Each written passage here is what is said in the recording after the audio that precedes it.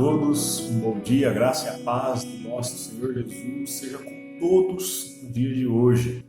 O texto que eu trago para a nossa devocional se encontra no primeiro livro da Bíblia, Gênesis, no seu capítulo 39, e os versículos vão do 7 ao 12. Eu vou fazer a leitura e vocês, por favor, acompanhem.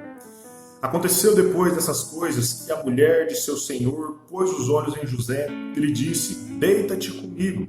Ele, porém, recusou e disse à mulher de seu senhor: tem-me por mordomo o meu senhor, e não sabe do que há em casa, pois tudo que tem me passou ele às minhas mãos. Ele não é maior do que eu nesta casa, e nenhuma coisa me vedou senão a ti, porque és a sua mulher. Como, pois, cometeria eu tamanha maldade que pecaria contra Deus? Falando ela a José todos os dias, e não lhe dando ele ouvidos para se deitar com ela e estar com ela, sucedeu que certo dia veio ele à casa para atender aos negócios, e ninguém dos de casa se achava presente. Então ela o pegou pelas vestes e lhe disse: deita-te comigo. Ele, porém, deixando as vestes nas mãos dela, saiu fugindo para fora. Meus irmãos, o que acontece aqui nessa situação é que José ele passa pelo ambiente da tentação. E a questão é que o ambiente da tentação nos mostra algumas características. Primeiro precisamos entender, antes de olharmos essas características, que a tentação ela é do inimigo, ela é o mal, ela é algo ruim para as nossas vidas. Por isso precisamos conhecer contra o que estamos lutando. A palavra de Deus fala que Deus ele não tenta a ninguém, ele não pode também ser tentado pelo mal. Deus ele nos prova. Isso significa que somos provados, a nossa fé passa por provações e isso vem de Deus. Agora a tentação não, a tentação ela vem do inimigo, por isso precisamos conhecê-la e saber com o que estamos lidando. Então há três momentos, três características da tentação que são postas para nós aqui e como vemos foram postas no caso de José. A primeira dela é o chamado. O versículo 7 fala que José passava por uma situação em que a mulher de Potifar estava dando em cima dele, estava o chamando para o pecado. E ela dizia: deita-te comigo. Então, o chamado para o pecado. O primeiro ambiente da tentação é sempre este, um chamado para pecar. Por isso, para identificarmos uma tentação, é só olharmos para o que tem sido chamado para nós. É uma coisa boa? Nos chama para adorar a Deus? Nos chama para nos santificarmos? Nos chama para melhorarmos espiritualmente? Perdoar o nosso irmão? Se é este o chamado, não é uma tentação. Com certeza. Mas agora, se é um chamado para pecar, como no caso de José, que a mulher de Potifar diz: deita-te comigo, adultera comigo, esse sim é um ambiente de tentação. Então sempre a tentação vem por um chamado a pecar, um chamado para coisa errada. Mas também a tentação ela passa por uma segunda característica, um segundo momento que nos é mostrado no versículo 10. Diz o seguinte: falando ela a José todos os dias. Então, todos os dias a tentação ela é persistente, ela bate a porta, ela insiste para que você atenda ao chamado dela. Venha pecar, venha fazer o que é errado, venha desobedecer a Deus, venha desagradar, venha isso, venha aquilo. Por quê? Porque ela quer nos fazer cair dessa forma que o inimigo trabalha sobre nossas vidas através da tentação. Ele nos mostra algo que parece ser bom, que parece ser agradável, apenas parece, apenas aparência, mas na verdade é mal, na verdade é pecado, na verdade é errado. Então a tentação é também persistente.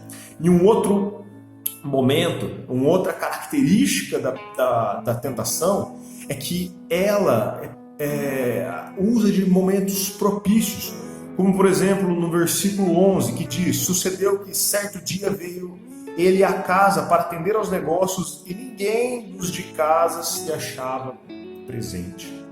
Nenhuma das pessoas estavam presentes. Percebe só como era um momento, um ambiente propício para que José caísse em tentação, para que José fosse tentado.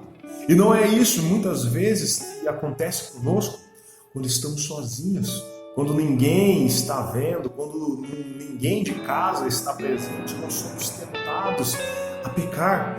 Muitas vezes acontece em nossas vidas que há situações em que nós pensamos o seguinte, que a tentação bate em nós dessa forma: ninguém vai ver, ninguém se encontra, ninguém está presente para testemunhar, ninguém vai falar mal, ninguém liga, e mesmo os que estão aqui, eles não vão ligar, eles não vão achar ruim.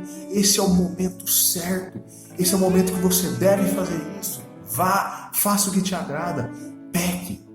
A tentação, ela trabalha dessa forma, ela usa um momento propício para que nós caiamos. Então percebe os 3 momentos e as 3 características da tentação que José passava. O chamado, a tentação ela tem um chamado, a tentação ela vem de uma persistência, ela insiste para que isso aconteça, e ela também usa de momentos propícios para que ela aconteça. Então o diabo usa essas 3 coisas dentro da tentação. Porém, José, em primeiro lugar, para resistir à tentação, porque José não caiu, para resistir à tentação, ele tinha em sua mente o seguinte, versículo 9, finalzinho do versículo 9 ali, ele fala: como, pois, cometeria tamanha maldade e pecaria contra Deus?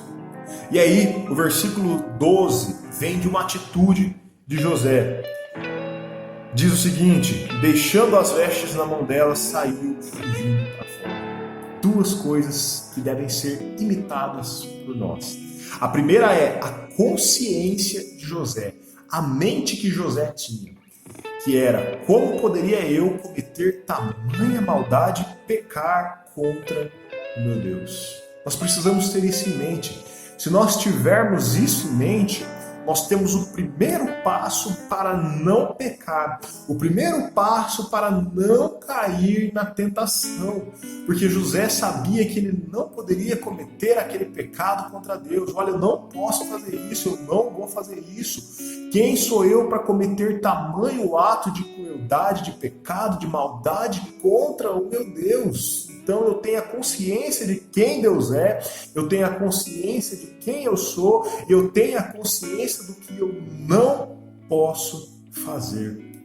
O segundo ato que deve ser imitado por nós é o versículo 12, porque ele diz que quando a tentação foi forte, quando a tentação agarrou a José pelas vestes, quando a tentação disse: agora você vai fazer o que eu quero, José pega toda a sua força, todo o seu ânimo, toda a sua coragem e foge. Porque no caso da tentação, fugir não é covardia, fugir é um ato de obediência, fugir é um ato de coragem, fugir é um ato de bravura. Meus irmãos, precisamos aprender com José a resistir às tentações, a resistir ao inimigo, porque a palavra de Deus fala que se nós resistirmos ao diabo, ele fugirá de nós. E é isso que nós temos que fazer. Resistir à tentação, conhecer ela, os ambientes propícios, aquilo que ela faz, aquilo que ela nos ataca, e assim como José, fugir da tentação. Que Deus nos abençoe e nos dê força para de maneira nenhuma cometermos tamanha maldade contra o nosso Deus.